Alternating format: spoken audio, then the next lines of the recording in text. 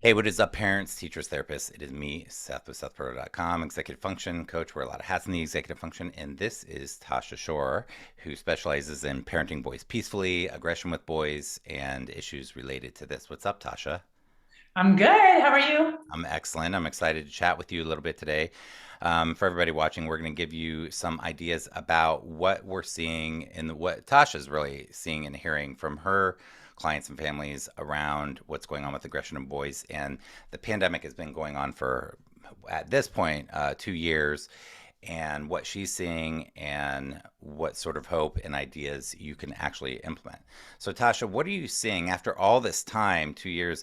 What's happening with boys with aggression? What does that have to do with the pandemic? Well, one thing I'm seeing is that there are a lot more fears than there were pre-pandemic. So you might notice, for example, that your boys are scared of things that they weren't. Uh, Being in certain rooms by themselves, going to public places, it comes up in all kinds of ways. And the thing about aggression that most people don't understand is that usually it's fear in disguise. And so a lot of times when you've got these fears, and especially if the adults around aren't recognizing them as sort of valid fears and knowing how to help the child through, it can turn into aggression. And so that's what I'm seeing. I'm seeing definitely an uptick in the number of parents who are calling me saying, my kid is like trying to punch me in the stomach, or, throwing the remote at me because I told him it was time to turn off the console or whatever it is. So yeah, that's what I'm seeing. So, if they're not seeing it as a fear, if that's not what they always see, then what what does the adult misunderstand about the situation? How are they seeing it? A lot of time, we were talking earlier about they'll say, like, my kid's behaving badly or is misbehaving. Like, what are some of the things that parents or teachers will say instead of saying this kid's struggling with this? They're saying that what's the story or the words that come out of parents and teachers' mouths about describing it when they misunderstand the situation? They'll say, "Oh my gosh, what's wrong with him?" They'll say, "What did I do wrong that he's behaving this way?" They'll say, "Oh my God, like Tasha, if he's doing this when he's 5, what's he going to be when he's 15? He's going to be in jail." I mean, these parents are scared. This is the story that they're telling themselves. Either that, it's the self-blame that I did something wrong, that he's behaving this way, or that something is terribly wrong with him. And I can tell you that, 99% of the time, neither of those things is true.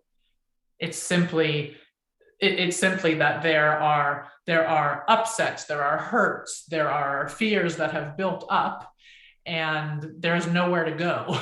There's nowhere for them to go, right? And so they're spilling out in these what we would call like bad behaviors. But if we can get past ourselves and get over ourselves and realize that these are not like bad behaviors. Your kid is not bad. He's a sweet boy. He's just struggling. We can access our empathy and ask ourselves, okay, what can we do as the adult with the fully developed brain? How can we show up differently so that we can guide him to behave differently?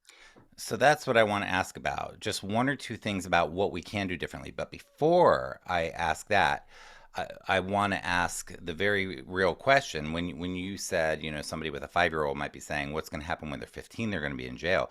And that you hear real people, I mean, and I hear real concerns like this, very heavy, very real concerns that parents have. Is my kid going to be okay? These are in this way or that way. So before I ask sort of the what changes things, I want to ask: is there hope?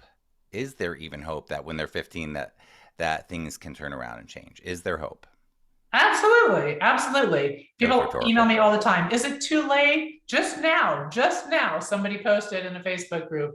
Well, my boys are 9 and 10, so they're a little bit older. Will this still work?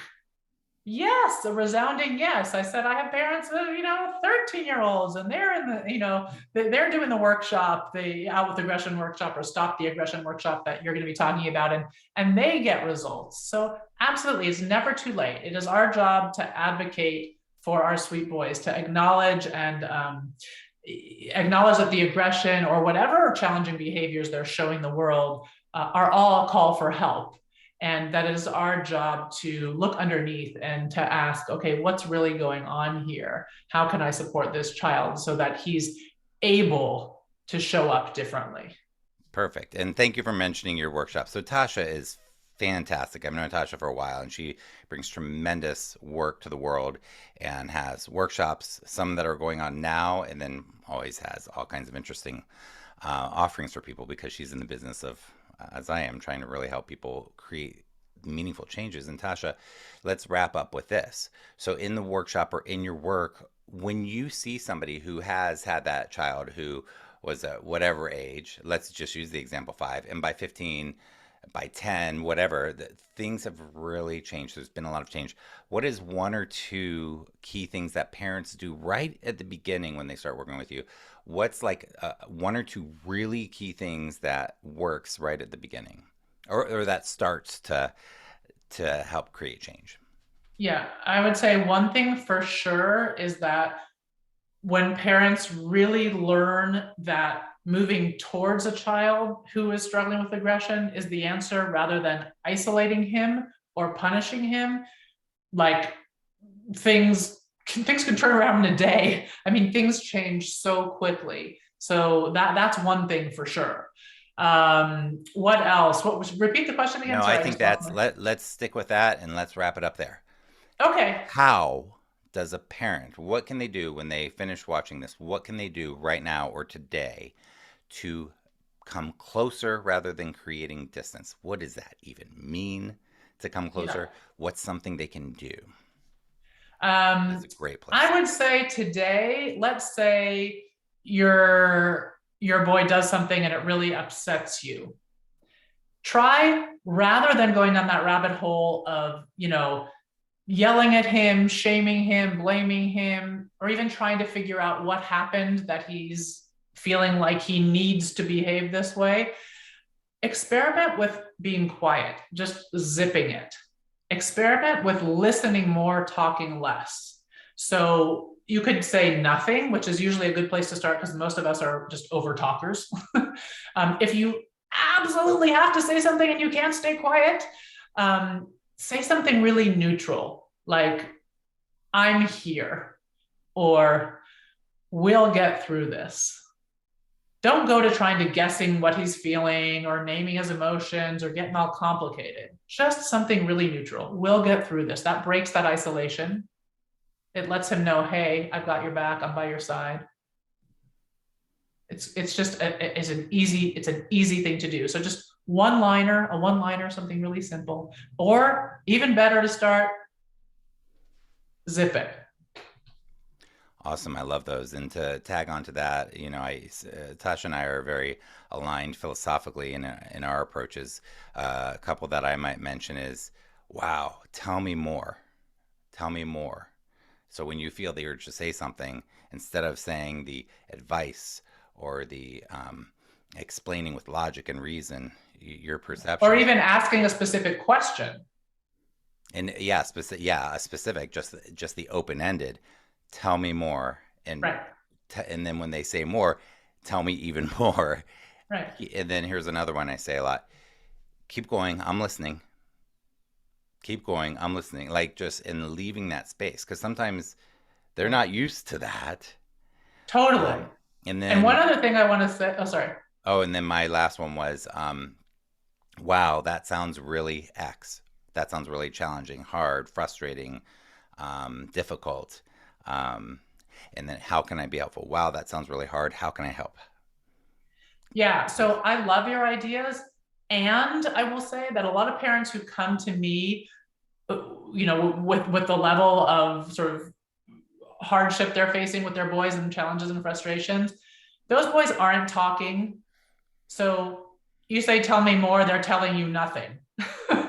Right. So one of the things that we look at in my workshop and in the course that will follow, um, is using fewer words, like we talked about, and focusing on the release of the feelings as a means or as a means of healing, as a way, as a means to the end. So in other words, the behaviors, in my experience, the behaviors don't get better by me having a conversation with my boy, especially when he's not gonna respond. And they're dysregulated. But they do improve if I'm able to stay loving, present, quiet in the face of the upsets.